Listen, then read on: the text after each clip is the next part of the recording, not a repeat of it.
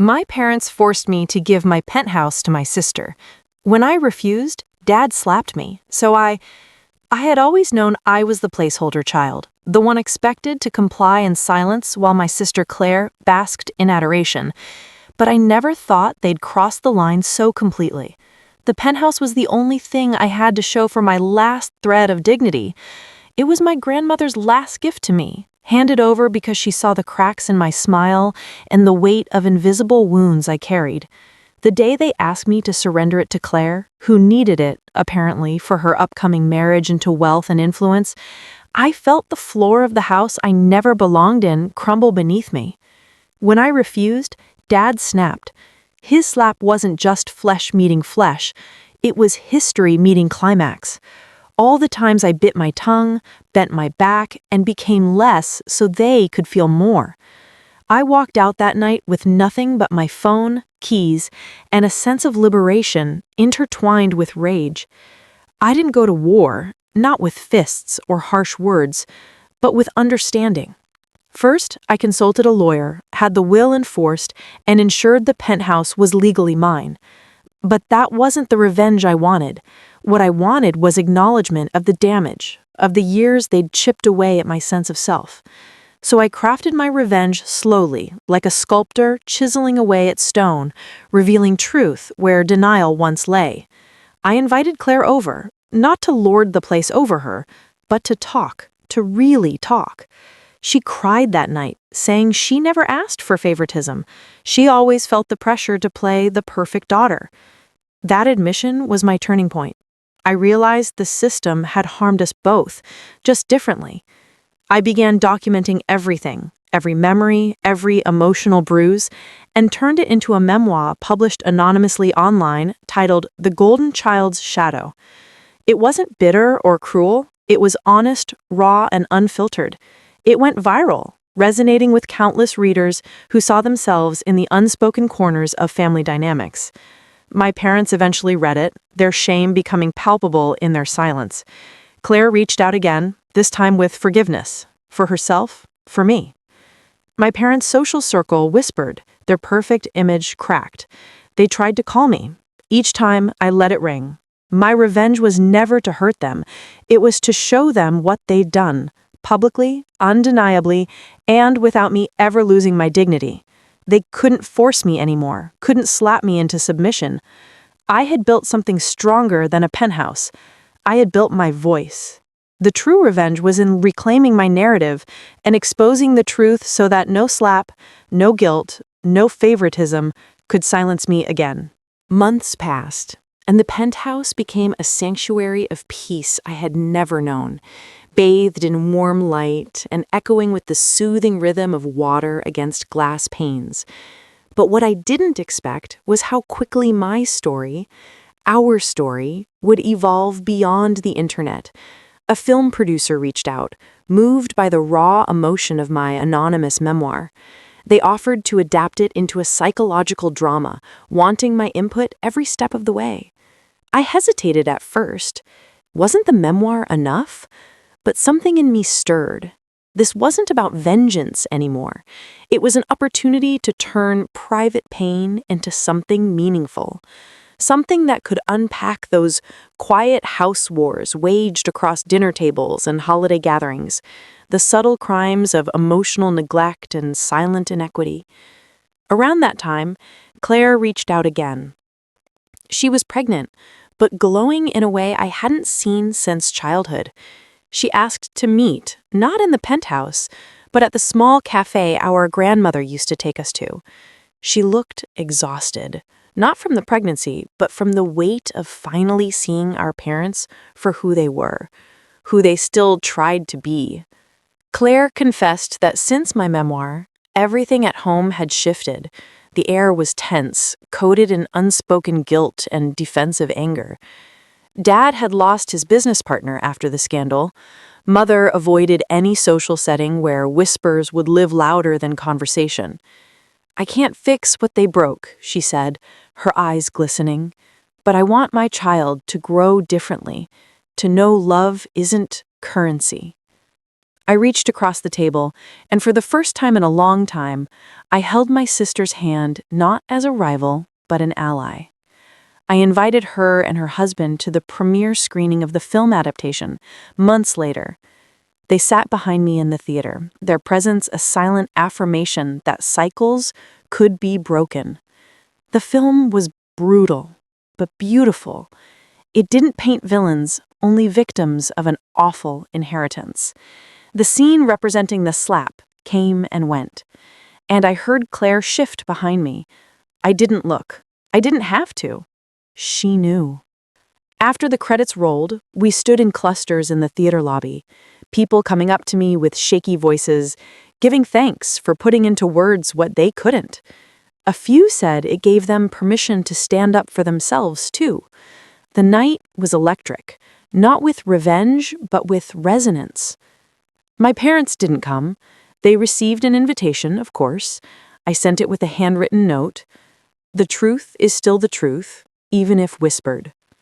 I don't know if they watched the film later, but I imagine they did. Silence followed. Our first mutual peace.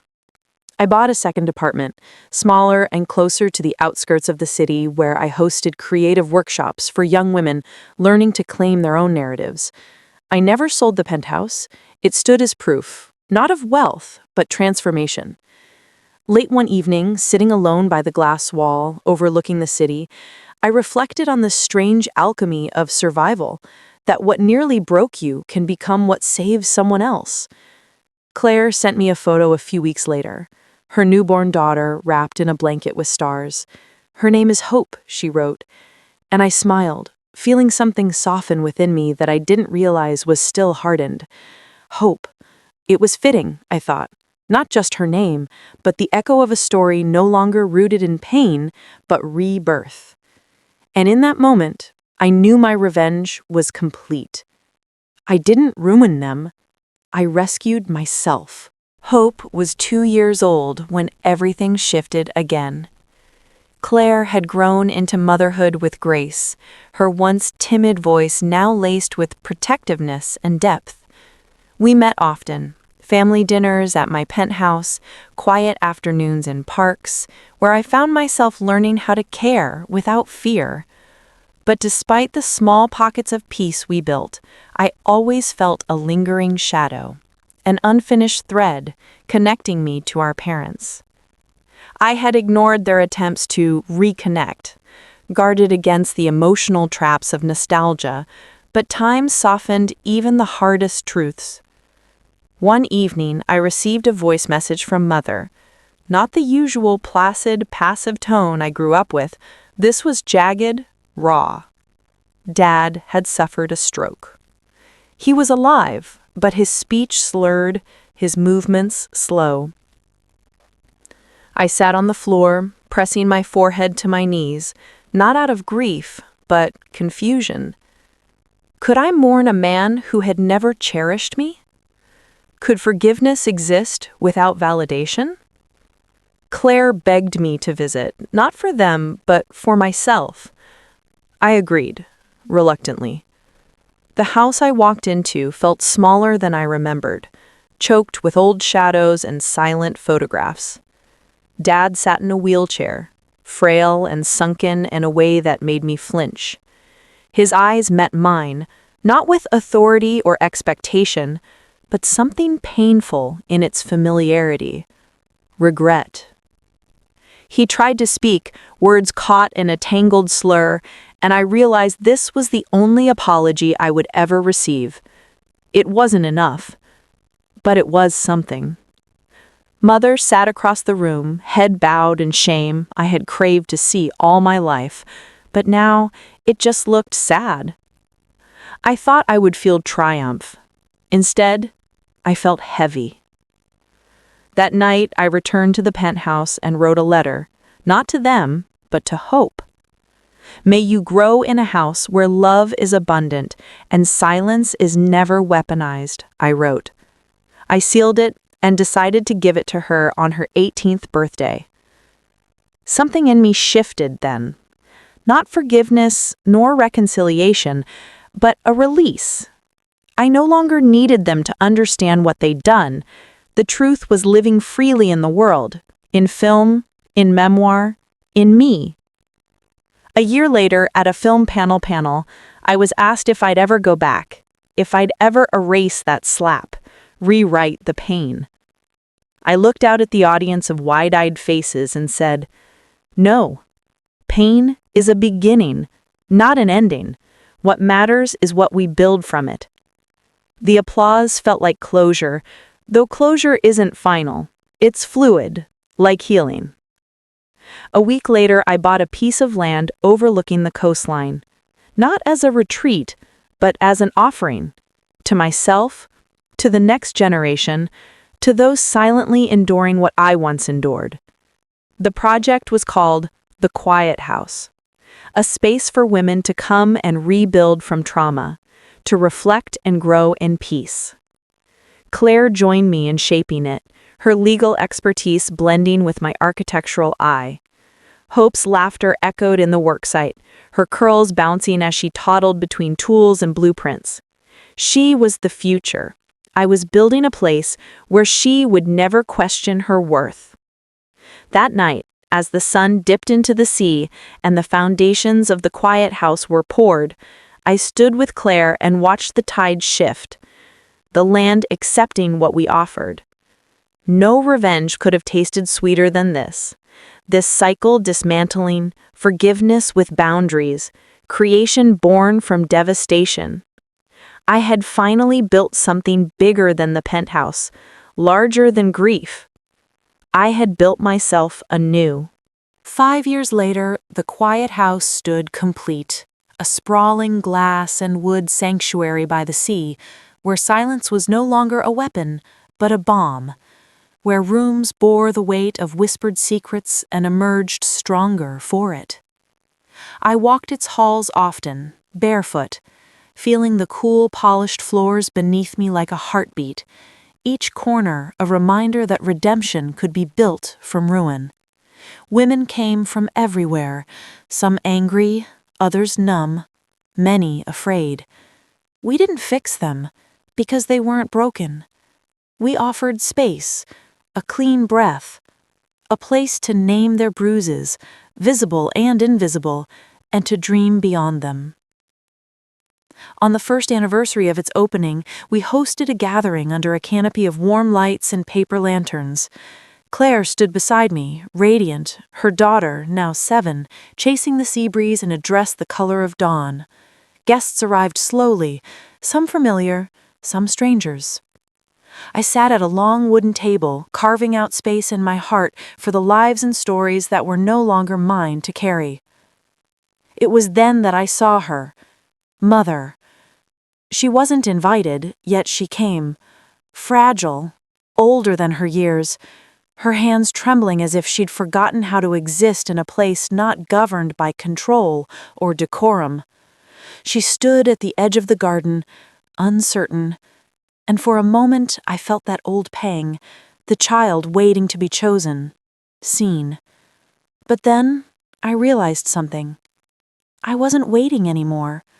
I walked toward her, not as a daughter seeking approval, but as a woman who had claimed her own life. We didn't speak at first. The breeze carried the sound of waves and laughter, and I saw tears glisten in her eyes. Finally, she whispered, "I'm sorry. Not for one thing, everything. For the silence, the favoritism, the betrayals wrapped in the guise of family duty."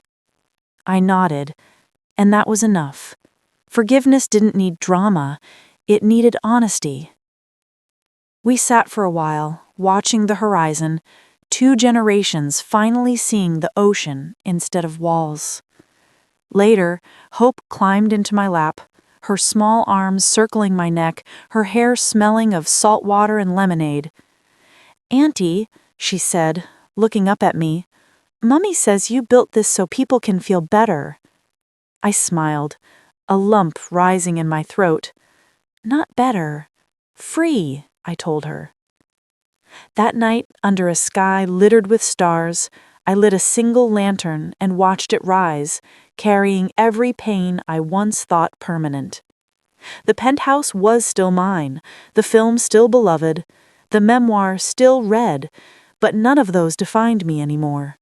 I was defined by this. The resilience turned to refuge, the pain turned to purpose. As the lantern drifted upward, I made peace with the girl I used to be, the one who had waited for affection that never came. She had survived, and in surviving, she had learned. Freedom isn't won from others, it's claimed from within. I stood, bathed in starlight and the quiet hum of newfound community, and felt the final threads of old grief loosen. The story was mine, the ending mine to choose. And this was it. Not revenge, not triumph, but liberation. The kind you build brick by brick, healing by healing, until you no longer recognize the cage you lived in. I stepped back into the house I built from brokenness, surrounded by people who had risen in their own ways, and smiled, because in the end, this was the home I had always deserved.